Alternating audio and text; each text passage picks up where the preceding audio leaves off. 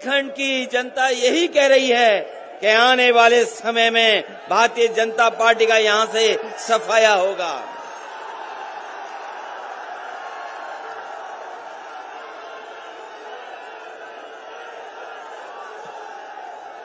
बुंदेलखंड यही पुकारता,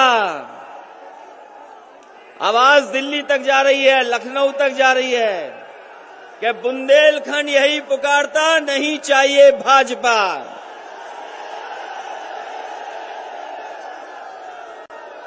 हमारे बुंदेलखंड के लोगों ने भारतीय जनता पार्टी को पूरा समर्थन दिया। विधानसभा का चुनाव हुआ होगा,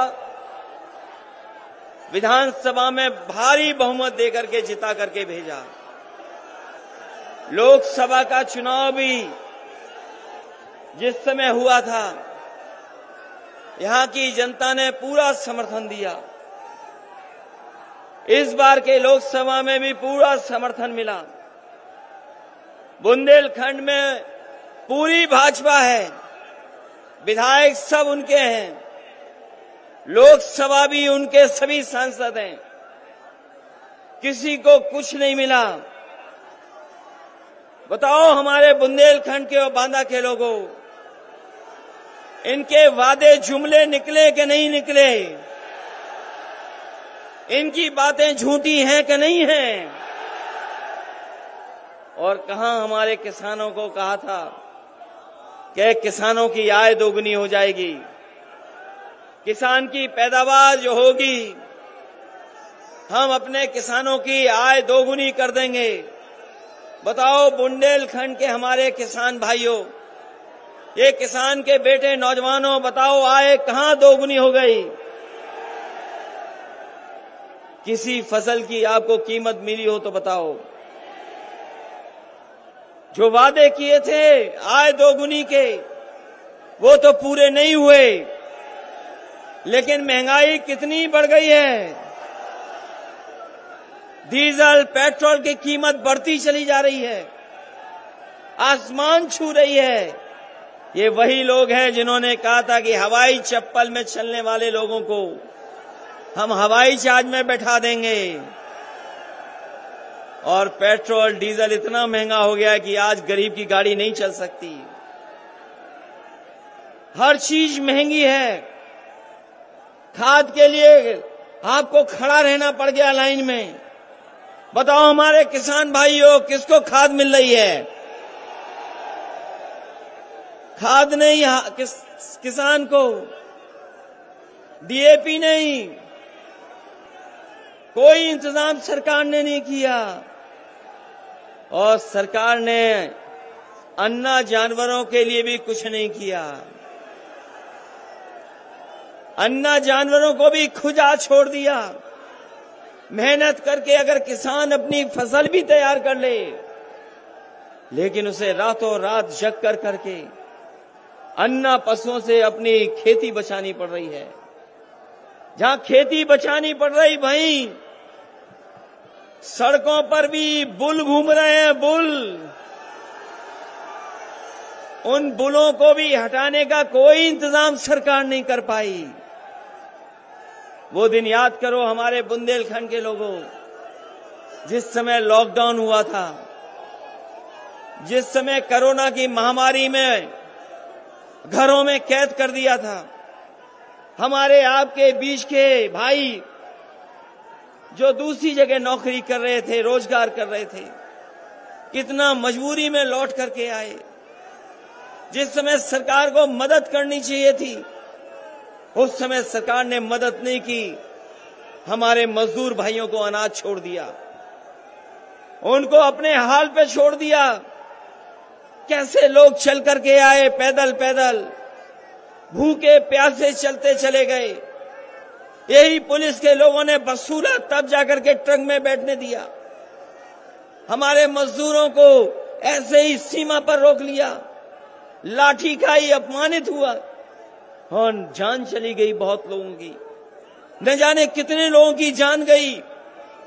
हमारे मजदूर जो चल करके आए थे, जो हमारे देश की अर्थव्यवस्था को मजबूत करते हैं, उन मजदूरों की कोई मदद नहीं की।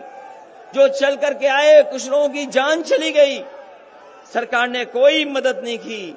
अगर किसी ने मदद की थी तो समाजवादी सरकार आगे आई और उन मजदूरों के परिवारों को 1-1 लाख मदद करने का काम किया। आज जो किसान आत्महत्या कर रहा है, कोई मदद सरकार नहीं कर रही। हम समाजवादी लोग, हम गरीब का दुख समझते हैं, परेशानी समझते हैं। हम सब परिवार वाले लोग हैं, इसलिए जानते हैं अगर किसी मजदूर की जान चली गई तो मजदूर के परिवार का हाल क्या होगा। अगर किसान की जान चली गई तो किसान के परिवार की मदद कौन करेगा। हम परिवार वाले लोग हैं, इसलिए कहीं अगर घटना हुई तो समाजवादी लोगों ने मदद करने का काम किया। परिवार वाले ही परिवार वालों का दुख दर्द समझ सकते हैं। परिवार वाले ही परिवार वालों का दुख समझ सकते हैं। जिनके पास परिवार नहीं है वो आपकी परवाह नहीं करेंगे, और अगर परवाह की होती तो यहीं पर बांदा में हमारे पत्रकार साथी जानते होंगे, शराब के नशे में एक गरीब जो काम करता था, जो गरीब वहां पर सेवा करता था, इतना मारा और नशे के उसमें उसने आदमी को चीर दिया। बताओ, यहीं पर घटना हुई बांदा में, एक गरीब को चीर दिया इसलिए कि गरीब से वो ज्यादा सेवा कराना चाहता था। कोई मदद नहीं की सरकार ने। ये हमारे बिशम्बर निषाद जी बैठे हैं, पार्टी के और नेता बैठे हैं। अगर किसी ने मदद जाकर के घर उसके की तो समाजवादी लोगों ने मदद करने का काम किया। ये जो लोग कहते हैं कि दमदार सरकार है, जो लोग कहते हैं कि दमदार सरकार है, दमदार लोगों को अभी देखा था हम लोगों ने सड़क पर, कैसे वो पीछे पीछे चलते चले आ रहे थे। ये जो दमदार सरकार चलाने वाले लोग हैं, इनका एक ही है नारा, ये झूठ दमदार बोलते हैं, झूठ दमदार। ये दमदार सरकार वाले नहीं हैं, ये दमदार झूठ बोलने वाले हैं। बताओ बीएड वालों, शिक्षा मित्र वाला, आपसे क्या वादा किया था नौजवानों? ये दमदार सरकार ने वादा किया था कि नहीं किया था नौकरी और रोजगार का? लेकिन दमदार सरकार के तो 4.5 साल पूरे हो गए। 4.5 साल में हमारे बुंदेलखंड के नौजवानों को नौकरी रोजगार से पीछे छोड़ दिया। कोई नौकरी रोजगार का सपना नहीं देख सकता। अगर किसी ने सपने को मारा है तो यही झूठ बोलने वालों ने सपनों को खत्म कर दिया। अब सुनने में आया है कि नौजवानों को वो स्मार्टफोन देंगे, टैबलेट देंगे। सरकार का समय पूरा हो गया और 4.5 साल तक बताएं भारतीय जनता पार्टी के लोग कौन सी टैबलेट दे रहे थे आप? कौन सी टैबलेट मिल रही थी? और याद रखना नौजवानों, जो लैपटॉप नहीं चला सकता वो आपको लैपटॉप नहीं दे सकता।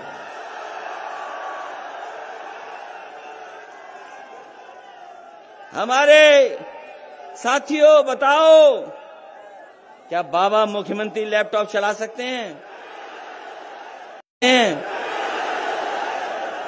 और अभी तो सुनने में आया है वो स्मार्टफोन भी नहीं चला सकते।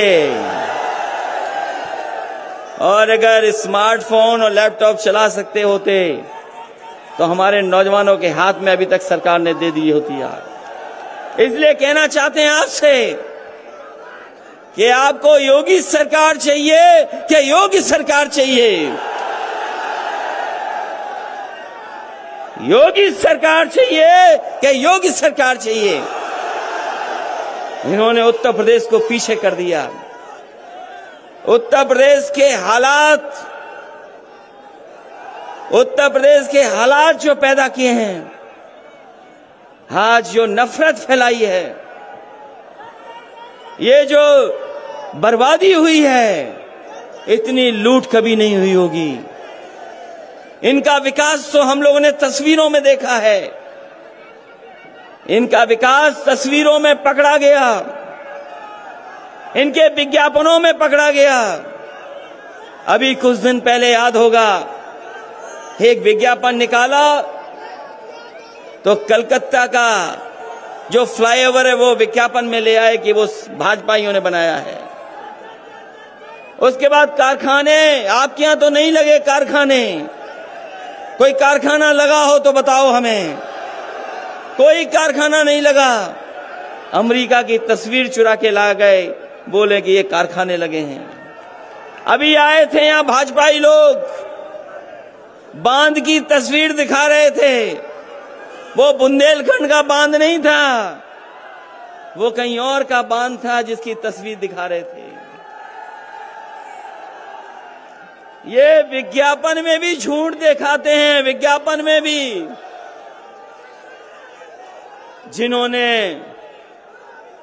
जिन्होंने विज्ञापन झूठे दिखाए हों, सपने झूठे दिखाए हों, उनको बाहर का रास्ता दिखाना है इस बार। बताओ, बाहर का रास्ता दिखाओगे कि नहीं दिखाओगे? इनका विकास तो कभी कभी नाम बदलने में भी है। समाजवादियों ने सरकार में दिया 100 नंबर, 112 कर दिया। कई जगह नाम बदले हैं और लगातार नाम बदल रहे हैं, रंग बदल रहे हैं। अपना विकास बताने के लिए रंग भी बदल रहे हैं। और 4.5 साल में तो लगता है कि ये नाम बदलने में विश्व रिकॉर्ड बनाने जा रहे हैं। ये नाम बदलने वालों को इस बार उत्तर प्रदेश से हटाने का काम करेंगे। इसलिए जहां महंगाई बढ़ गई हो, बेरोजगारी बढ़ गई हो, और हमारे बुंदेलखंड के लोग अभी भी प्यासे हैं, अभी भी खेतों तक पानी नहीं पहुंचा पाए, इसलिए हम कह के जा रहे हैं बुंदेलखंड के भाइयों बहनों से, जब ये नीति आयोग कह रहा है कि 32 लाख लोग गरीब हैं, 32 लाख गरीब आपके बुंदेलखंड में हैं, तो चाहे हमें सरकारी बजट से ज्यादा मदद करनी पड़े, चाहे हमें समाजवादी पेंशन से अच्छी कोई योजना चलानी पड़े, अपनी माताओं बहनों को, उन परिवारों को सम्मान देने के लिए पहले 500 रुपए देते थे, इस बार अगर हमें 3 गुना भी देना पड़ेगा तो उन परिवारों की मदद करने का काम समाजवादी सरकार में होगा। ये बिजली को लेकर के संकट है, इन्होंने बिजली नहीं बनाई, केवल बिजली के बिल आपको महंगे दिए हैं।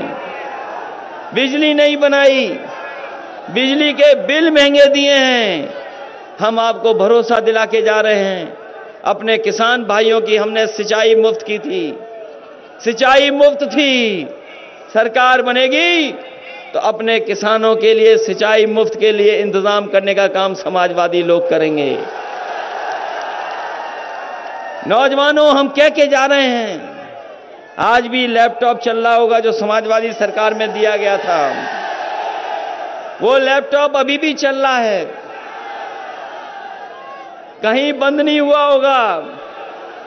अगर खोलते होगे तो आज भी नेताजी और हम लोग ही दिखाई दे रहे हैं उसमें। इसलिए आज जब परिस्थितियां बदली हैं, इनका 4.5 साल का कार्यकाल देख लिया आपने, इनके कार्यकाल में केवल बर्बादी हुई है, विकास नहीं हुआ है। अगर विकास हुआ होता तो हमारा किसान खुशहाल हो जाता, हमारे मजदूर खुशहाल होते, नौजवानों को नौकरी और रोजगार मिल जाते। लेकिन 4.5 साल की सरकार में डबल इंजन की सरकार, इस डबल इंजन की सरकार का बुंदेलखंड आते आते इंजन फेल हो गया है, कोई इंतजाम नहीं कर पाई सरकार। बताओ, डबल इंजन की सरकार, बुंदेलखंड आते इनका इंजन फेल हो गया क्या नहीं हो गया? तो किस बात की डबल इंजन की सरकार है? जो डबल इंजन की सरकार गरीबों की मदद ना कर सके, वो डबल इंजन की सरकार किसी काम की नहीं है।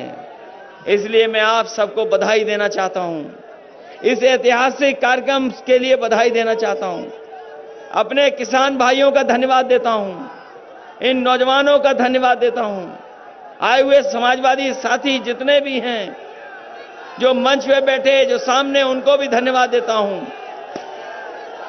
कि आने वाले समय में जो चुनाव होने जा रहा है, वो समाजवादियों का तो है ही चुनाव, लेकिन आपके भविष्य का भी चुनाव है।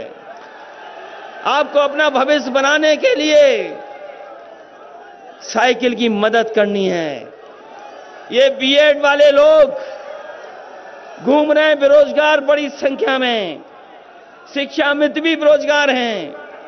अभी टीईटी की परीक्षा हुई थी, ये टीईटी की परीक्षा देने लाखों लाख हमारे नौजवान गए, इतनी मेहनत की, परिश्रम किया, पैसा खर्च किया, लेकिन जैसे ही परीक्षा में बैठे पता लगा परीक्षा का पेपर लीक हो गया।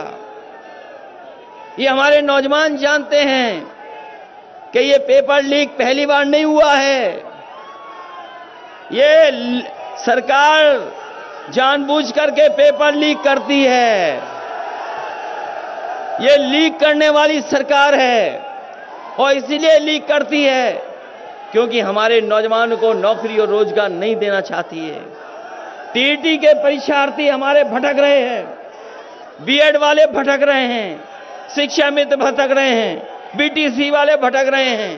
कोई इंतजाम सरकार नहीं कर पाई। हम आपको भरोसा दिला के जा रहे हैं, समाजवादियों की सरकार लाइए और रोजगार पाइए, नौकरी पाइए, क्योंकि हमारे नौजवानों से हमारे समाज का, देश का भविष्य भी जुड़ा है। इसलिए इन्हीं शब्दों के साथ, बहुत अन्याय है उत्तर प्रदेश में, मामूली अन्याय नहीं हो रहा। न केवल आपके यहां पर, हर जगह मनमानी चल रही है।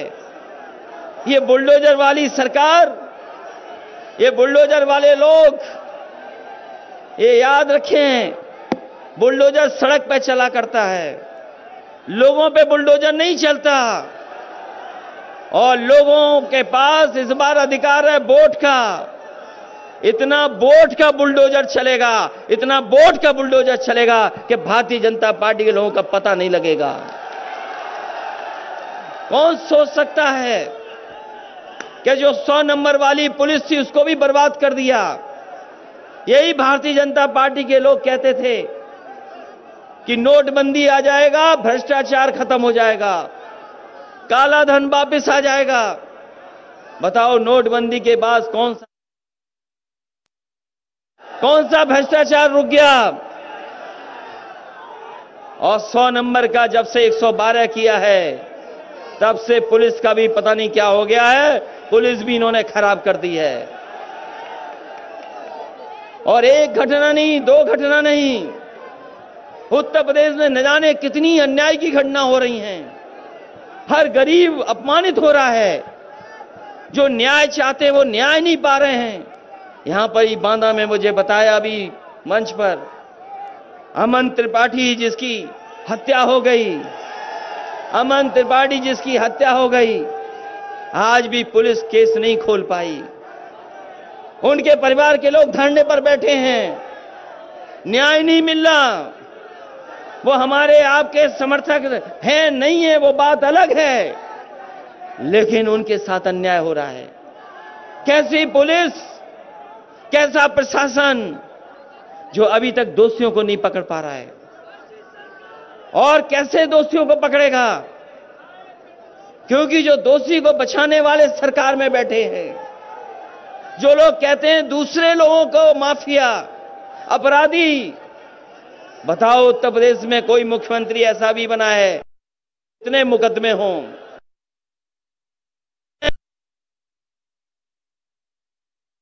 में हैं जिन्होंने अपने मुकदमे वापस लिए। अगर कहीं उदाहरण हो तो हमें बता दो आप, कोई उदाहरण है ऐसा कहीं पर? और जो बुंदेलखंड की हालत कर दी है, हमारे गरीब लोगों की जो हालत कर दी है पैदा, आज गरीब गरीब होता चला जा रहा है। इस महंगाई के कारण बर्बाद हो रहा है। इसलिए बुंदेलखंड की जनता से हमारी अपील है, समाजवादी लोग आपसे मदद मांगने आए हैं। बीजेपी के लोगों ने बहुत झूठे सपने दिखाए आपको, ये झूठ के फूल हैं, इनके फूल में खुशबू नहीं आती, ये झूठ के फूल में खुशबू नहीं आती। इसलिए साइकिल की रफ्तार बढ़ाना है। बताओ साइकिल की रफ्तार बढ़ाओगे कि नहीं बढ़ाओगे? हम आपको भरोसा दिला के जा रहे हैं कि बुंदेलखंड को हम लोगों ने ज्यादा से ज्यादा विकास से जोड़ा है। समाजवादी सरकार बनेगी तो काम के साथ साथ यहां पर रोजगार का भी इंतजाम करने का काम करेंगे। समाजवादियों ने कभी भेदभाव नहीं किया। अगर मेडिकल कॉलेज बन रहा था तो उसको बनने दिया, एग्रीकल्चर यूनिवर्सिटी बन रही थी तो बनने दिया, अगर कोई विकास चल रहा था उसको रोका नहीं, विकास को आगे बढ़ाने का काम किया। ये समाजवादी लोग हैं। लेकिन भारतीय जनता पार्टी बताए उनका विकास कहां दिखाई दे रहा है? जो लोग विज्ञापन भी झूठे दे रहे हों, उनसे ज्यादा बड़ा धोखेबाज कोई नहीं हो सकता। इसलिए बुंदेलखंड के लोगों मैं आपको बधाई देता हूं, धन्यवाद देता हूं इस ऐतिहासिक कार्यक्रम के लिए। जिन जिन नेताओं ने इसमें सहयोग किया है, मदद किया है, मैं उनका भी आभारी हूं, बधाई देता हूं। इस उम्मीद और इस विश्वास के साथ जिस समय चुनाव होगा, मतदान पड़ेंगे तो एक एक वोट समाजवादियों के पक्ष में डाल करके आप ऐतिहासिक जीत दिलाने का काम करेंगे। यही जोश, इसी उत्साह से अगर आपने मतदान कर दिया तो भारतीय जनता पार्टी की ऐतिहासिक हार होगी, ऐसी हार होगी जो उन्होंने हार नहीं देखी होगी। इन्हीं शब्दों के साथ आप सबका बहुत बहुत धन्यवाद, आई हुई जनता का विशेष आभार प्रकट करता हूं। बहुत बहुत बधाई आपकी।